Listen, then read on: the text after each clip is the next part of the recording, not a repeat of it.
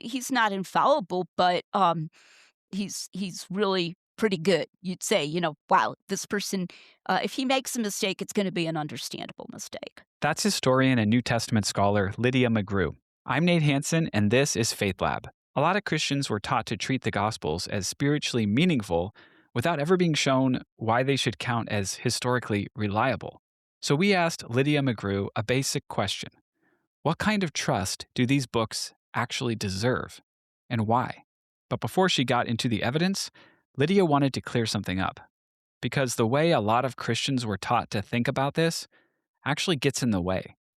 Presuppositionalism is an approach to Christian apologetics. It's very popular in Reformed circles, tends to be popular there. The presuppositional slogan is something like, if you don't start with God, you won't end with God. So the only sort of argument that tends to be allowed from that perspective is that you can't even have reason at all if God does not exist.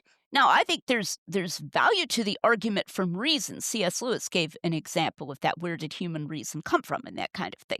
But a version of that is kind of the only type of evidential argument that a presuppositionalist will use. Whereas an evidentialist will say you have to be able to start and give a case that doesn't simply assume the existence of God or the truth of Christianity or the truth of the Bible, because if you literally just assume that, that's circular. And so the evidentialist is really pushing for something that's really robustly evidential that at least should, it may not actually, but at least should convince someone who starts from a more skeptical point of view. This is my understanding based on what you're saying, and you can correct it as need Mhm. be. Would a presuppositionalist view essentially be you kind of have to believe it in order for it to make sense? And then an evidentialist would say it can make sense before you believe it? That would be a good way of putting it. It could make sense historically, and then you could and should examine the theological implications of the historical material. But certainly that you don't have to assume it's true in order to see the cogency of the argument. Of course, temporally speaking, if you see the cogency of the argument, then you're probably going to become a Christian. In fact, you should do that, but it doesn't require just kind of take it on faith or assume it's true to begin with. Okay, so what does the evidence actually show? Lydia thinks a lot of people hear the word reliable and picture something too loose, like the authors got the gist right but weren't too worried about the details. Yeah, that's a very good question. So, when Tim and I first wrote that article, the 2009 article on the resurrection, we used the phrase general reliability. And then over the years, we realized that could be misunderstood, and that general reliability is sometimes understood to mean, well, they sometimes were making stuff up, but they just didn't do it very often. It's kind of a bean counting sense, like, well, you got a few red beads in there, but you mostly have white beads or whatever, right? And the red beads are the places where they just said, what the heck, we'll make something up here, But as long as there's only a few, that's still generally reliable. And so what we've taken to doing is using the phrase high reliability instead. And that means what we originally wanted to mean by general reliability, but we just decided it's a better term. It's going to be better understood. So our idea is, yes, similar to what Baucham's saying, though he doesn't believe in he doesn't think Matthew wrote Matthew. He doesn't take traditional authorship to Matthew, whereas I tend to think Matthew was written by a disciple. But so I have various disagreements with Baucham. But yes, for both of us, it's more of a causal notion. Where did these come from? And so the way I'll put it is that they came from people who were close to the facts. They were either eyewitnesses or they knew eyewitnesses, so that we're not at many, many different removes, like a telephone game, as Bart Ehrman will say, from the events. And then that they were truthful, they were conscientious. So they were always trying to get it right, and they were highly successful. Now, I want to distinguish that from inerrancy, strictly speaking. So, inerrancy is the idea that there are no no factual errors here at all. So you could say that inerrancy is a kind of a limiting case of high reliability. Like it's the very highest reliability, obviously, right? So um, I use the phrase a reportage model. And what I say is if you have a Venn diagram, your outer oval is going to be the reportage model. Then you can have an inner oval, which is traditional inerrancy. The inner oval is entirely contained within the larger oval. So traditional inerrancy entails the reportage model, but not the other way around, because there's space outside of the traditional inerrancy oval that's still within the reportage model. So I think there are some what I call good faith errors of the kind that someone who is close to the facts and who is trying to get it right could just make because of a misunderstanding or a memory slip or something of that kind. So I'm, in fact, not an inerrantist. Could you explain the reportage model? Yeah, so the phrase I like to use is they're always trying to get it literally right, and they're very highly successful. So they're never deliberately changing any facts. So the reportage model is incompatible with even very popular views within biblical studies, like John moved the temple cleansing. That's a super common view in biblical studies, and specifically moved not just in the sense that he narrated it earlier, but that he was trying to make it look like it happened earlier in Jesus' ministry. So reportage model, as I define it, is incompatible with that. Nobody's ever deliberately changing it. But it also requires a really high degree of successfulness, that they're not okay, they're trying, but they're not trying all that hard, or they're like super naive and they're just accepting completely made up stuff that other people made up. There's a certain amount of care and conscientiousness there that's going into it so that you can expect a degree of reliability like what you would find from a person that you respect, a person whom you know, who's careful about what he tells you as true. He's not infallible, but he's really pretty good. You'd say, wow, this person, if he makes a mistake, it's going to be an understandable mistake. And that already feels different than the way a lot of us hear this discussed, I think. Lydia is not saying the Gospels are sort of trustworthy in a vague devotional sense. She's saying these authors were trying to tell the truth about what happened. So what's the evidence for that? Well, it's a cumulative case, and it's a huge cumulative case. What I like to say is we have categories within categories within categories, So it's like hierarchical. So up at the broadest level of division is what's usually called external evidence and internal evidence. So external evidence is where you compare what we find in the Gospels to stuff that you can look up. So geography, customs of the times, name statistics. You guys are probably familiar with Richard Baucham's name statistics argument. So you can look that up. What were the name statistics at the time? The names of places, place names, that kind of thing. So you can look up stuff outside the Gospels, and you can find that the Gospels compare very favorably with those things, and Acts as well. Acts is real important because it was written by the same author who wrote Luke.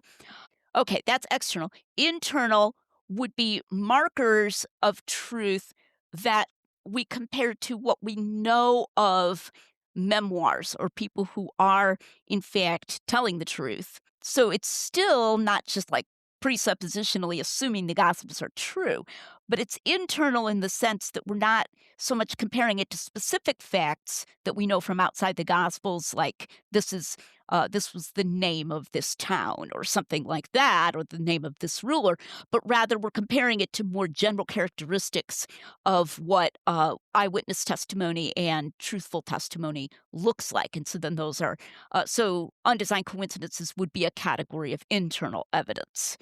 We're comparing the canonical documents to one another, and then comparing that in turn to what witness testimony looks like.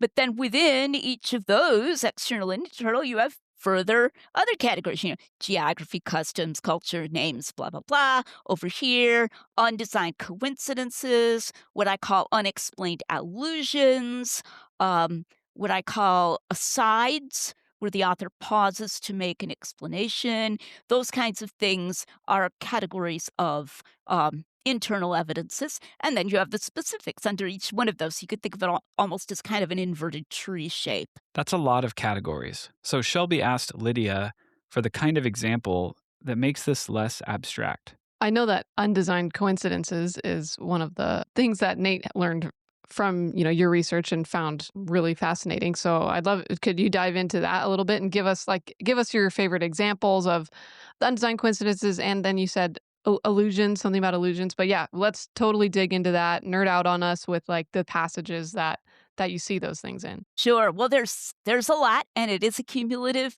case argument.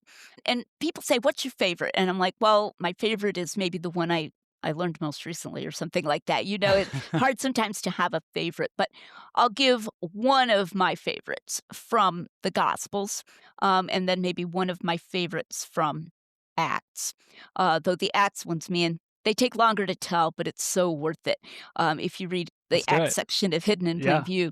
So, all right, an example from the Gospels. When you read the account of the Last Supper in Luke, the disciples are having a fight. They're having an argument. Who's the greatest and all that kind of thing, like kids squabbling. Who's going to be the greatest? And Jesus says to them, who is greater? The one who reclines at the table, because they reclined to eat, or the one who serves? Is it not the one who reclines at the table? But I am among you as the one who serves. And what's really odd about that is that it just said that Jesus is reclining at the table. I mean, like when it introduces the passage, they're having a meal, and it says Jesus is reclining at at the table with his disciples. So what do you mean?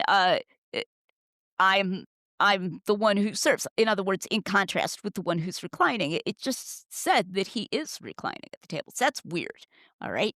Um, and we want to be careful not to read our own sermons or whatever that you might go to uh, back into the text. So we've all heard sermons, what a servant Jesus was, what a servant leader Jesus was, et cetera, et cetera. But actually, Luke hasn't particularly emphasized that. Jesus hasn't talked about himself, as I'm a servant, previously. So what's that all about? It's an oddity. And you won't find the explanation in the Synoptic Gospels. You won't find it in Matthew or Mark or Luke. But when you go over to John, you don't find him saying that. It doesn't mention him saying that at the Last Supper, but you find that after supper's over, it says he got up and he took off his outer garment and he girded himself with a towel and he washed their feet. Now, Richard Bauckham has a good discussion of the social status with this. I mean, higher status servants even didn't wash feet. It was only like the lowliest slave. I mean, if you didn't happen to own a slave at that level, then your guests had to wash their own feet. Your higher servants, they're not gonna do that. If they're the valet or whatever, they're not gonna be asked to wash feet. So this was shocking, and even Peter argues with Jesus, like, "You're not gonna wash my feet," because he has so much respect for him. And then he sat down and he tells them, he's given them an example. They should wash one another's feet. We find in the pastoral epistles of Paul um, that this was a custom. It mentions that they wash each other's feet. So it appears to have been a thing that the Christians did. But it doesn't mention this whole, they had a fight and Jesus chided them and he said, who's greater, blah, blah, blah. That's not in John. So John doesn't have the argument, the squabbling, and Jesus' little speech, "Hey guys, you shouldn't be doing this, etc. I'm among you as one who serves." And Luke doesn't have the foot washing. But the foot washing explains the comment in Luke, "I am among you as the one who serves." So that's an example from the Gospels.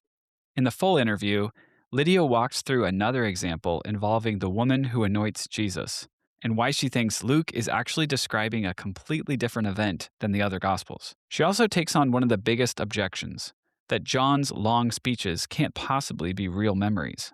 Faith Lab is listener supported, and if you give financially, you'll also get that full bonus interview and video. You can click the link in the show notes now to support Faith Lab and get that. Okay, so this is where her argument starts sticking, I think. Take one detail, the color of the grass in a field, and watch what happens when you compare two accounts that don't seem to be talking to each other. Green grass. Yep. So that one gets, in fact, it's occasioned some controversy recently because I think sometimes people think I'm saying, there's only 1 week out of the year, when the grass would be green. And I wasn't saying anything that strong. Okay. In fact, if you read Peter J. Williams' little book, Can We Trust the Gospel? He has a little graph in there of rainfall and that kind of thing. And so it could be over, there could be a period of a couple months when the grass could be green. But definitely, you get into the summer in that region and it's all going to be, it's going to be brown, right? Because it's just too hot. So that's Mark. In Mark's account of the feeding of the 5,000, it says they sat down. Jesus said to have them sit down. And they sat down on the green grass. And it actually uses the word green. And, okay, that's just kind of unexplained. And then you go over to John. And John doesn't, he says there was grass in that place, but he doesn't mention anything about its color. So I don't know about where you guys are, but here in Michigan, there are times when there's plenty of grass, but it's kind of dull or it's kind of brown. It's there, it's grass, but it's not bright green. And yet John says the feast of the Passover was near at hand. And so, that would actually be a time. Again, I'm not saying it's like a super narrow time, but it would be within the time when the grass would be expected to be green. So that is just one of several undesigned coincidences connected with the feeding of the 5,000. There's more than one. So an undesigned coincidence, and you can redefine after I probably do a poor job defining it. It's something that that the writers didn't intend to tell us, but they did tell us. And because they told us that thing, as they were trying to say something else, we can use that information to then basically fact check. Like, does that make sense? Or what else could that tell us? How could that link to something else as a form of like verifying what they said about other things? Yeah. And the way you put that, of course, the term can be used for external confirmations as well. But I tend to restrict it just as terminological thing to internal things between two canonical documents. But they don't seem to be trying. So an important thing here is the appearance of casualness. Now, obviously, could we be mistaken? Yes, in theory, we could be. But if they appear to be not trying to connect it with the other document, then it could easily be overlooked. Now, I mentioned in my little autobiography at the beginning that I was, like a little kid when I was a Christian and studied the Bible all the time. And I didn't notice these, right? Even though I knew the Bible extremely well. So think about how if you were faking this, hey, I'm going to put this bit in there, about it being Passover, and then maybe they're going to notice this bit in Mark about the grass being green, etc.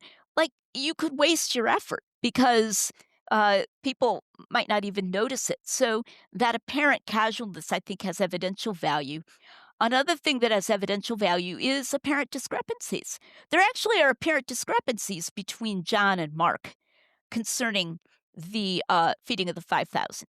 And that's interesting because it shows how contrived it would be to say John's going out of his way to try to make something up about the time of year to fit it with Mark in this super subtle way, but he's missing the super obvious way in which it looks like his account contradicts Mark's account. And even though I think that those apparent contradictions can be reasonably harmonized, that's not really the point. The point is that it doesn't look like he is trying to fit it together, and yet it just does fit together. So I use the phrase an incidental interlocking that points to truth. There's your concise phrase. And once I started hearing that kind of interlocking detail, my questions got bigger than just the four Gospels, because Lydia thinks the same kind of evidence gets even more interesting once you move into Luke and Acts. And if Lydia is right, then the Gospels are not just moving stories about Jesus. They're much closer to eyewitness-rooted, reporting than a lot of us were ever told. And in part 2 with Lydia, we move from the Gospels into Acts, Paul's letters, and why Lydia thinks Luke may be one of the best places to start if you want to know whether this story is really grounded in history. So make sure you're subscribed so you don't miss part 2. And if this has been helpful for you, could you share an episode with a friend? We're trying to help as many people as we possibly can, so that really helps us grow. Thank you so much.